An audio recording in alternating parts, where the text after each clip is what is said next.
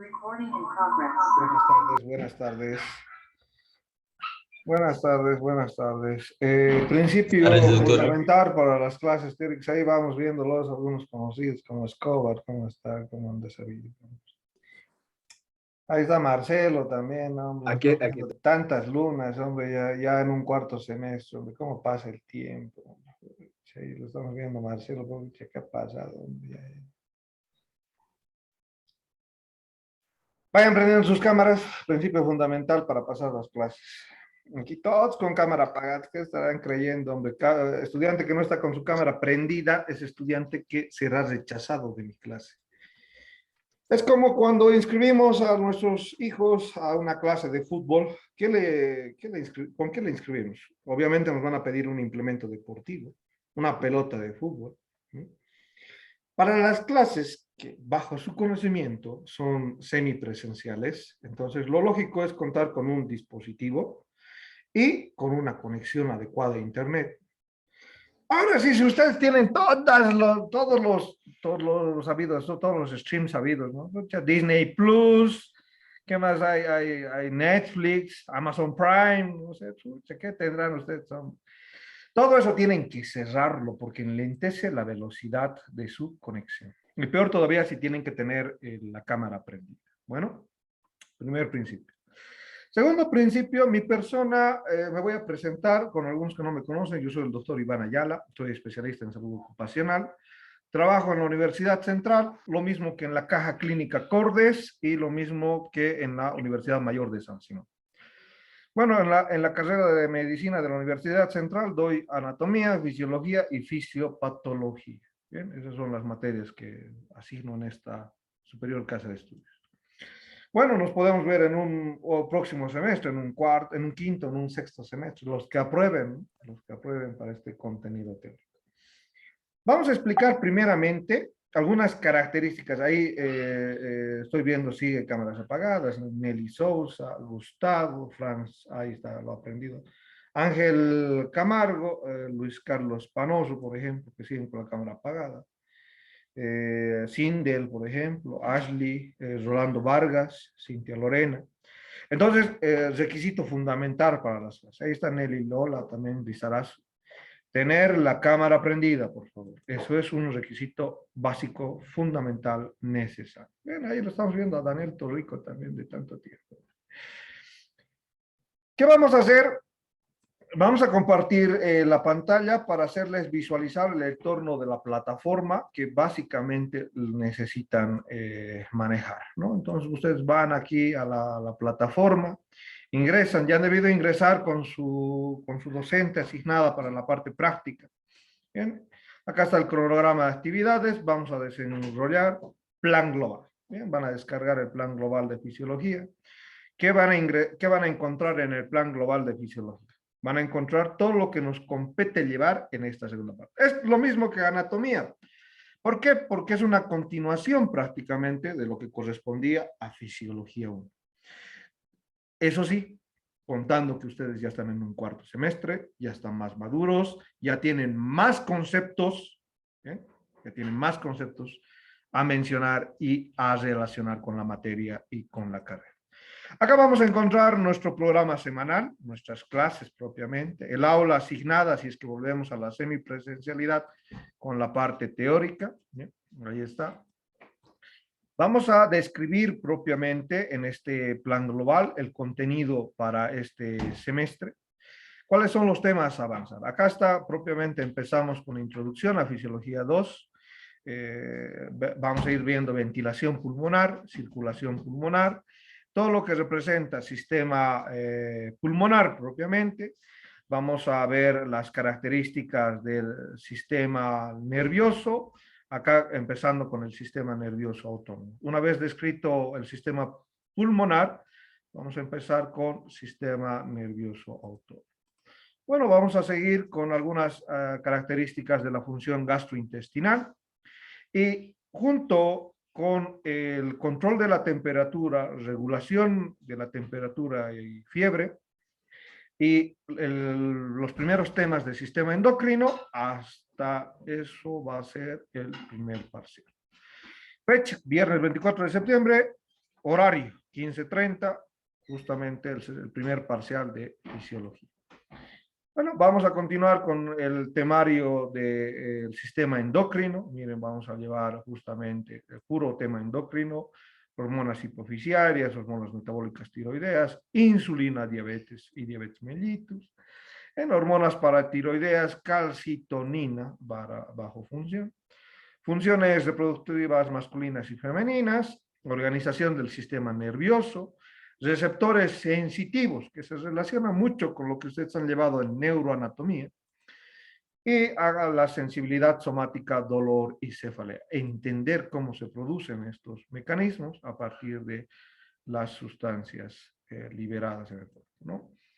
Acá funciones motoras de la médula espinal, reflejos medulares, control de la función motora por la corteza cerebral, y hasta la contribución del cerebelo y la corteza cerebral va a ser nuestro segundo parcial.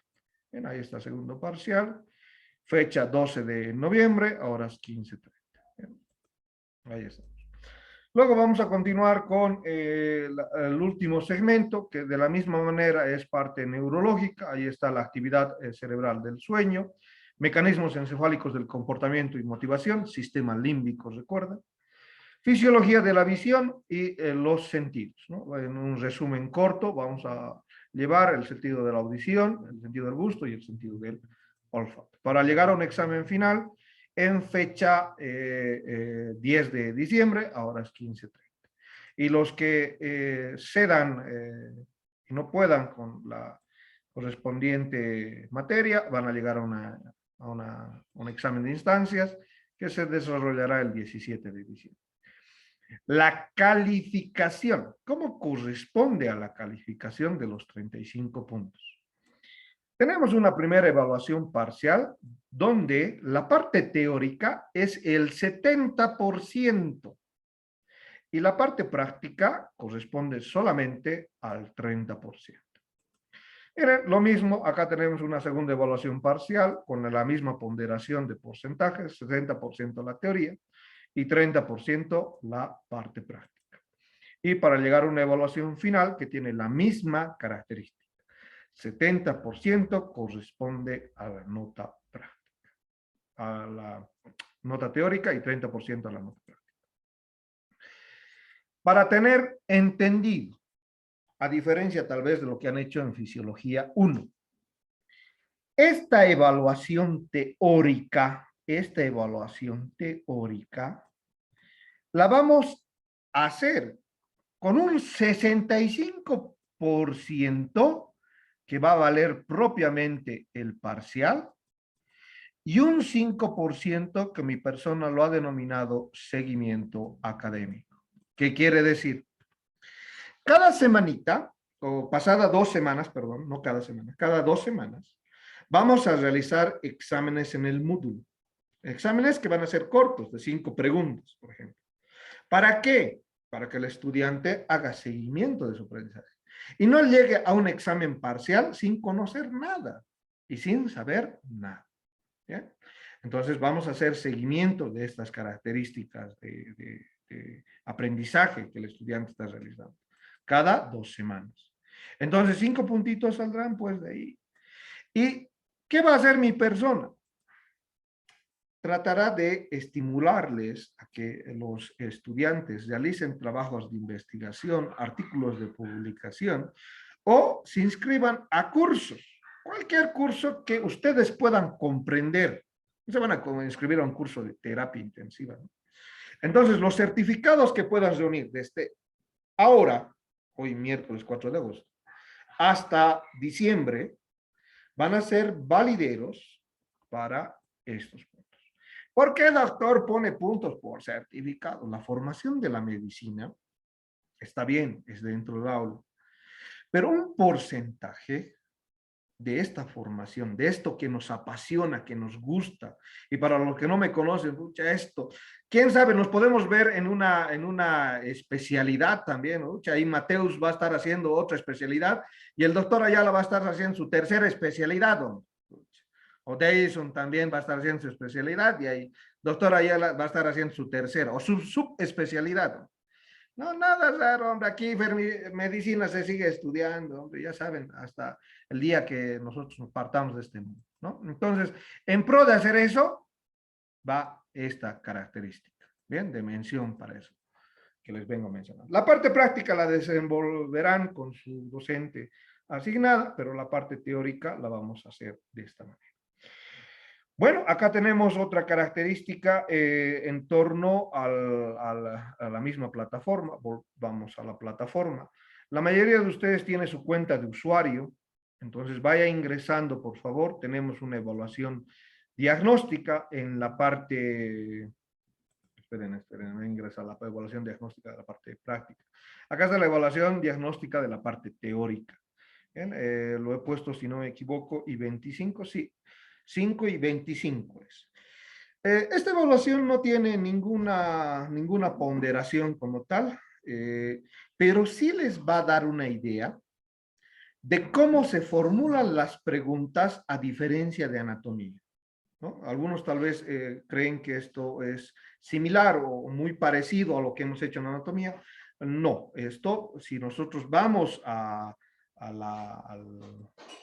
cuestionario, espérenme un momentito, vamos a editar este cuestionario, todavía no está visible, se me había olvidado editar el cuestionario. Ya vamos a agregar el banco de preguntas justamente. Estamos.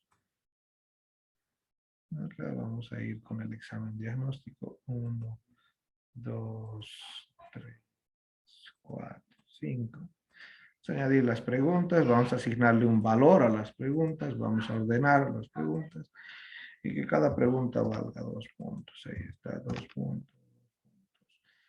Vale, que valga 20 puntos. 20 puntos para que así salga la figuración de la nota de 100 que exige la universidad. 20 puntos.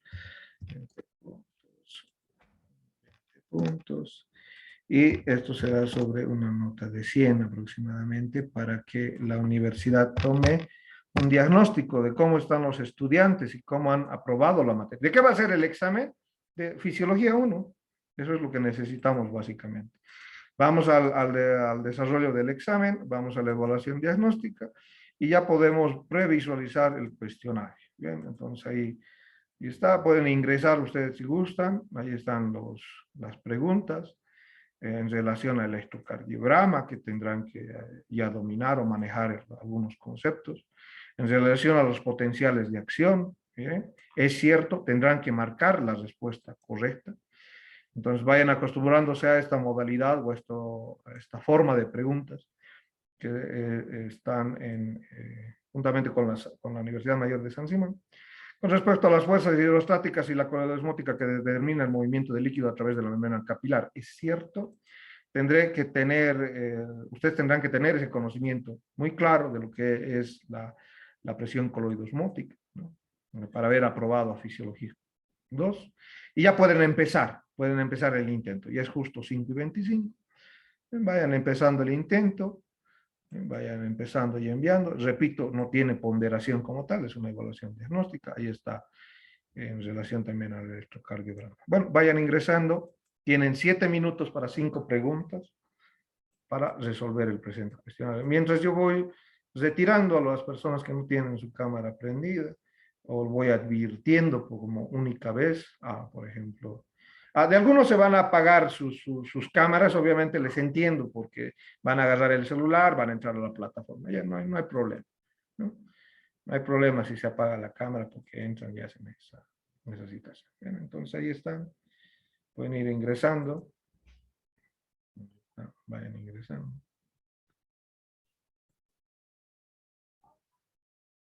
Ingresando.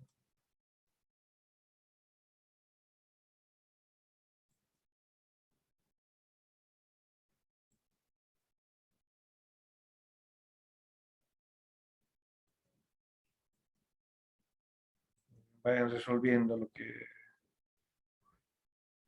si no es obligatorio, es necesario. Eso entiendan. Vamos a cambiar las preguntas. No es obligatorio, es necesario.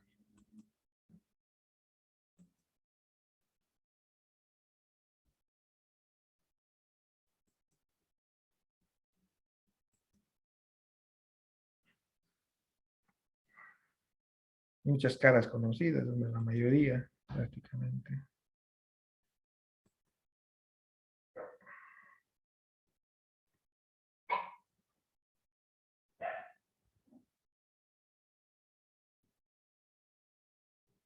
Estamos viendo de mucho tiempo a Anderson Aleph, a Jonathan Leite. ¿Cómo están? Quanto tempo, doutor? E que deu um ano cerrado o curso. ¿Perdón? Cerrei o curso por um ano, o ano passado. Sí, E por la Camilo pandemia. manda lembranças, viu? Camilo. Ah, Camilo. Ele abandonou o curso. Oh, Camilo. Casou. Y estoy notando mucho lenguaje, ya olvidó la española y, ¿no? Sim. Sí, olvidó la española. Falta de prática, não? Sí, falta de práctica. Beatriz ya debe estar familiarizada, hay que hablar con Beatriz. ¿No? Es español. O Jonathan también ya debe estar en español ahí.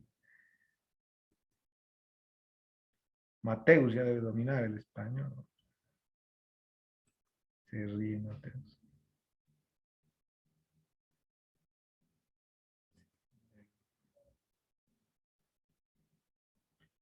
Muy bien, esto no dura mucho. Quedan 2 minutos.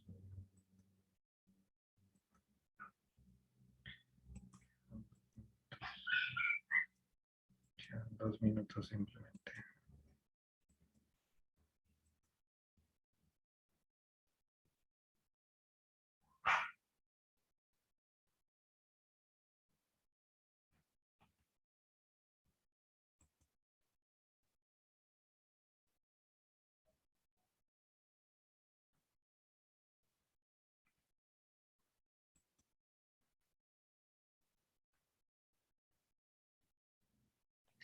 Doctor, iba a enviarlo de la evaluación diagnóstica y no me deja. Pasó algo con la página, no sé si solamente es a mí. Vuelve a intentar, actualice. Sabe que esto que Sí, ya lo todo hice y no me sale. no le sale lo que ha resuelto. No, me faltaba contestar una pregunta y no me sale como Ya que no enviado. hay acceso. Su Disney Plus, supongo, debe ser, su Premium, su canal. No, pues eso es enlentecer, estamos empezando a hablar. Pues, que no usen su Netflix, hombre. Pucha, está pasando con el doctor Ayala, ese doctor, no sé si renegado. Eso debe ser, ¿no? Da las recomendaciones y luego él anda mencionando. A ver, vamos a, es Elisa, ¿no? Villasís. En breve se lo veo, si Sí, doctor. no se preocupe, en breve se lo veo si ya se ha mandado de manera automática, ¿no? Porque eso pasa con la plataforma. Mientras van terminando la mayoría, ¿no?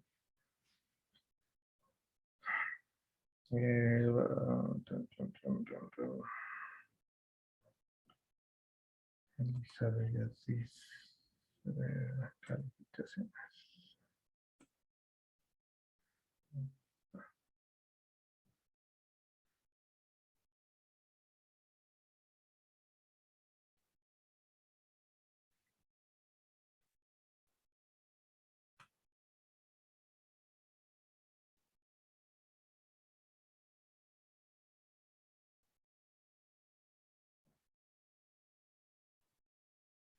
Ya se envió, Elisa. Ya se envió. Acá está como enviado. Tengan en cuenta eso para los parciales, ¿no? Cuidado con las conexiones, hombre. Después aparece como enviado. Ya está enviado, Elisa. Si quiere le digo sus notas. Bien, en la mayoría ya ha enviado. Esto también les sirve para ser autocríticos, ¿no? Autocríticos, ¿a qué me refiero? ¿En qué estado de conocimiento estoy? Estoy bien, he aprendido bien en un primer semestre, se me han quedado conceptos importantes que los tengo que manejar de manera constante, ¿no? Entonces eso está bien. Bueno, vamos a materia. Nosotros vamos a empezar con una parte que representa el sistema respiratorio y como lo Guyton los maneja, el sistema de ventilación pulmonar. Bueno, acá vamos a ir abriendo y compartiendo la ventilación. Sí, justamente ya acabó, es 5:32, por medio de tiempo. Bien. Se han dado cuenta del formato de preguntas, ¿no? Es cierto, es cierto, es cierto. Entonces, es un formato que vamos a compartir juntamente con la Universidad Mayor de San Simón, que nos permite desarrollar y aprender conceptos.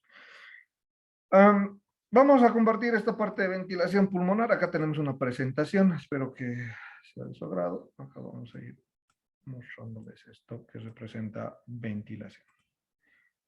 Muy bien.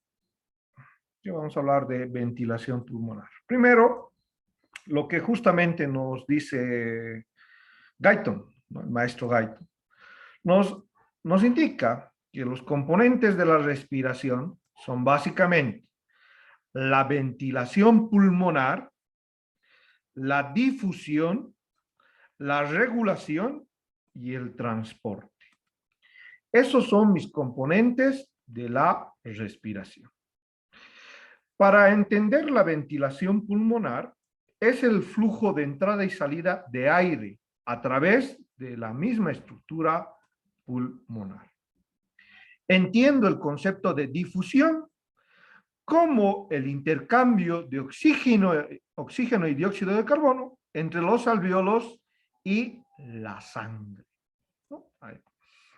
Y entiendo como el transporte, el intercambio de oxígeno y dióxido de carbono que se produce en las células de los diferentes tejidos del cuerpo humano.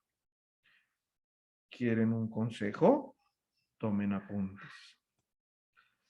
Entendemos el término de regulación con las características neurológicas aprendidas en anatomía. Existe un centro neurológico que me permite la regulación de la ventilación y otras facetas de la ventilación. ¿Cuáles son otras facetas de la respiración? Inspiración. Habrá un centro que me permita controlar la inspiración. Habrá un centro que me permita controlar la expiración. Para dicho propósito de los componentes de la respiración, no solo voy a estudiar a la estructura pulmonar en sí, sino uno de los componentes que resalta para la mecánica de la ventilación, que es la estructura anatómica. Si nosotros vemos este resumen interesante de la mecánica de la ventilación pulmonar, la caja torácica está diseñada para expandirse y contraerse. Para que se produzca los procesos de inspiración y expiración. Para eso está diseñada esta caja torácica, que nosotros la hemos visto, ¿no? En anatomía con más de 10 articulaciones, nos hemos aprendido en teoría las 10 articulaciones y las estructuras óseas de esta caja torácica. Muy bien. Para expandir y contraer la caja torácica, no solo está la parte osteoarticular, sino también existen músculos, como el representante para la inspiración es el diafragma. Para el proceso de inspiración, el diafragma tira hacia abajo. Entonces nosotros vemos en estas dos porciones torácicas justamente dicho proceso. Seguimos esta flecha, vamos a la flecha y decimos, acá está el diafragma. Este es el músculo diafragma. Y el diafragma, para producir la inspiración, tira hacia abajo. Otra de las características en inspiración, para la inspiración en la caja torácica, con el movimiento de las costillas, se da por una serie de músculos que van a tener como propósito elevar la caja torácica. ¿Cuáles son esos músculos? Esto ya lo conozco, ¿no? Hay anatomía, pues, los que han aprobado, ¿no? Esternocleidomastoideo. los serratos. Tengo 3 serratos, ¿recuerdan? Anterior, medio y posterior. Tengo al músculo escaleno. Mira, ahí están los anteriores, medio y posterior. Y tengo los músculos intercostales externos. ¿Bien? Toda esta serie de músculos, como me lo describe Guyton, elevan la caja torácica. Si yo voy y describo, acá está la ubicación del esternocleidomastoideo. Acá viene la ubicación del serrato anterior. Aquí viene desde el borde del esternón a las 10 primeras costillas, recuerdan origen e inserción. Y vienen los escalenos, el anterior que termina en la primera costilla, el posterior que termina en la segunda costilla. ¿Bien? Los intercostales externos. Justo Guyton nos hace el recuerdo de la gráfica para mostrarnos acá a los intercostales externos. Esta flecha azul me indica justamente cómo están dispuestos los intercostales externos para elevar la caja torácica. Muy bien. En la expiración, en relación a la base mecánica de la ventilación pulmonar, el diafragma produce un retroceso elástico. Entonces, la expiración, como dice Guyton, es un proceso pasivo. Eso no lo dice Guyton. Y existe también movimiento de las costillas en dicho proceso de la expiración. ¿Cuáles van a ser los movimientos? Van a ser que el músculo recto del abdomen y los intercostales internos participen en dicho retroceso elástico. Vayamos a ver en esta imagen, acá justamente Guyton nos muestra dicho propósito. Acá está el recto del abdomen, ¿no? De la sínfisis pubiana hasta los cartílagos de las costillas séptima, el proceso sifoides, ¿no? Entonces ahí está el recto del abdomen produciendo su función en el retroceso elástico. Y los intercostales internos. Acá la disposición de los intercostales internos me permite el proceso de expiración. ¿Hasta acá alguien tiene alguna duda de esta mecánica? ¿Alguien alguna duda? Bueno, continuamos. La opción para las dudas son levantar la mano. Tal vez alguien ya se ha adelantado al concepto y tal vez ya ha ido leyendo, ¿no? Para entender esto. Bueno, vamos a entender las presiones en los movimientos de entrada y salida. Porque esta dinámica de la contracción osteocartilaginosa, del movimiento muscular, lo hace respetando presiones que existen dentro del aparato respiratorio. ¿Cuáles son algunas de las presiones a mencionar? Tenemos la presión alveolar. ¿Dónde está la presión alveolar? Dentro de una unidad funcional que ustedes han descrito en histología, que es el alveolo. Ya están los neumocitos tipo 1, tipo 2, los mastocitos, las células, los macrófagos del polvo. Entonces ustedes ya han descrito. ¿Cuál es la presión alveolar propiamente? Nosotros tenemos una presión alveolar en reposo, dice Guyton, de 0 centímetros de agua. Esa es la presión alveolar. Entonces nosotros, para describir las presiones que originan el movimiento de entrada y salida, hablamos de esta presión, que se la va a denominar presión alveolar. ¿Qué vamos a tener? Repito, la presión en las vías aéreas, la presión en reposo, es de 0 centímetros de agua. Ahora, ¿qué es lo que pasa cuando se produce el movimiento de entrada de aire hacia los alveolos? Cuando se produce la entrada de aire hacia los alveolos, dice Guyton, la presión debe disminuir, ¿no? La presión en el alveolo debe disminuir. ¿A cuánto? A menos 1 centímetro de agua. ¿Para qué? Para que se pueda dar ingreso al aire a la cavidad alveolar. Muy bien.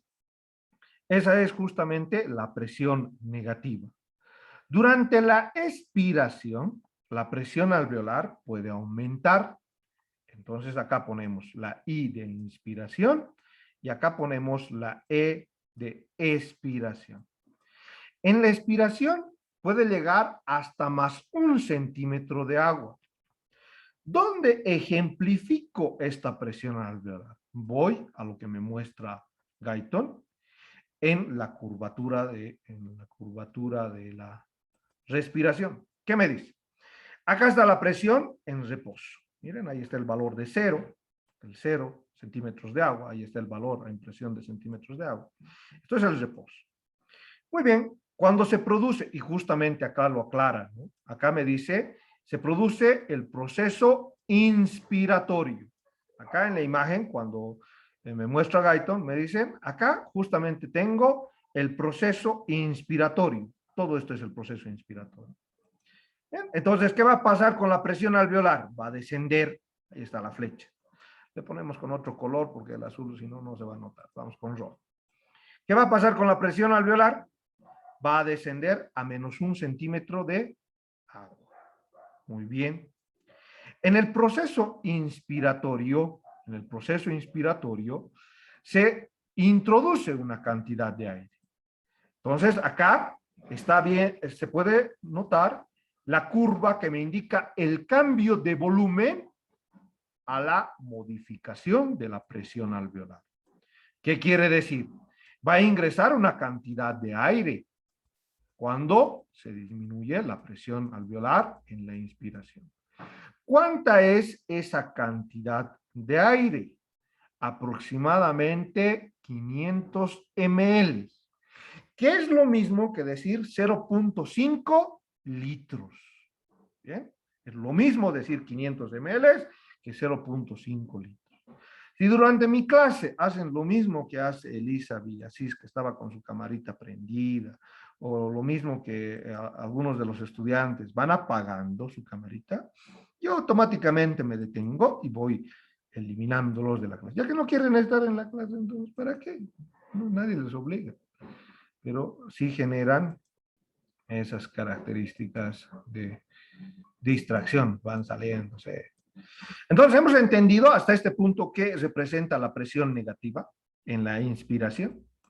Ahí está la presión alveolar, dentro del alveolo. Vayamos con otro concepto. En la expiración, este punto va a ser el proceso expiratorio. Me voy a detener, ahí Cintia Lorena tiene una pregunta. Dime. Perdón, doctor. ¿Era 500 ml igual a 0,5 litros de aire que introducimos? Sí, es lo mismo. O sea, podemos decir o 500 ml o 0.5 litros. Hay algo que vamos a ver en breve, se lo llama el volumen corriente. El volumen corriente es lo que manejamos generalmente en cada inspiración y en cada expiración. Entonces, por eso, acá lo dice, el volumen que va a generar de aire que va a ingresar es aproximadamente entre 500 ml o 0.5 litros, ¿no? Acá está. Es lo mismo decir, o no es lo mismo, Cintia Lorena. Sí, sí, es lo mismo. Ah, es lo mismo, ¿no? Entonces, ahí estamos, claro. Bueno, vayamos con esta otra imagen a entender qué pasa con la presión alveolar. Miren la flecha. En la expiración, la presión alveolar aumenta 1 centímetro de agua. 1 centímetro de agua. Bien, ahí está la expiración. Aumenta 1 centímetro de agua. ¿Para qué? Para, de la misma manera, sacar la cantidad de aire que ha ingresado a la porción alveolar. ¿Cuánto? 500 ml o 0.5 litros. Para eso existe esta presión alveolar. ¿Y cómo ha fluctuado esta presión alveolar? Vayamos a interactuar la presión alveolar junto con otras presiones. Vamos a hablar de la presión pleural. Ustedes reconocen la pleura, ¿no? Anatómicamente, pleura parietal, pleura visceral. La pleura genera una presión. La vamos a denominar también esta presión pleural en reposo de 5 centímetros. Al comienzo de la inspiración propiamente, es de menos 5 centímetros de agua. ¿Dónde está esta presión pleural? Obviamente entre la pleura visceral y la pleura parietal. Bien, ahí hay una presión de menos 5 centímetros al inicio de la inspiración y que va ascendiendo hasta un promedio de, o va descendiendo hasta menos, acá me falta el signo, menos 7.5 centímetros de agua. Bien, entonces acá la presión pleural va haciéndose más negativa, más negativa. Bien. Espero que puedan hacer una ejemplificación en la práctica y si quieren una imagen de qué es lo que pueden hacer, agarran un recipiente de plástico, agarran 2 globos, agarran el recipiente, se los voy a hacer para el día de mañana, se los voy a hacer, para explicarles esta presión pleural. ¿Bien? Y entiendan esta presión negativa. Es fácil de diseñar, 2 globitos por dentro, un globito por fuera, que esté representando el diafragma y se entienda que hay una presión negativa. Es sencillo de hacer, eso lo voy a hacer, para entender de manera experimental cómo existe una presión pleural negativa. Bien, esta presión pleural la voy a llevar a una gráfica, voy a llevarla a esta gráfica y voy a entender que esta línea representa mi presión pleural. Bien, ahí está mi presión pleural. Voy a simplificar esto a uno solo. Acá. Miren, entonces de color verde vamos a seguir en el inicio de la inspiración, dice. 5 centímetros de agua. Ahí está, en el inicio de la inspiración, 5. A medida que existe el ingreso de aire, la presión pulmonar o pleural se hace más negativa, alcanzando valores de menos 7.5 centímetros de agua en el proceso de inspiración. En el proceso de expiración, la presión vuelve a sus menos 5 centímetros de agua. ¿Dónde está esta presión? Repito, está entre la pleura parietal y la pleura visceral. Es una presión negativa que va a disminuir o se va a hacer más negativa para traccionar más aire hacia la estructura pulmonar. ¿Qué hace la presión negativa? Succiona, ¿no? Entonces, por eso el valor negativo en la porción pulmonar o la porción pleural. Bueno, vamos a tener una presión transpulmonar. ¿Qué significa esta presión transpulmonar? Es la que me hace entender que si los pulmones no estuvieran en una caja torácica, que si los pulmones no estuvieran rodeados por una pleura, los pulmones tienden a colapsarse. Es la diferencia, esta presión transpulmonar, entre la presión que hay en el interior de los alvéolos y lo que hay en la superficie externa. Esa es por definición la presión transpulmonar. La diferencia entre la presión alveolar y la presión que hay afuera. ¿Cuál es? La presión pleural. Entonces, la diferencia entre las dos presiones genera esta presión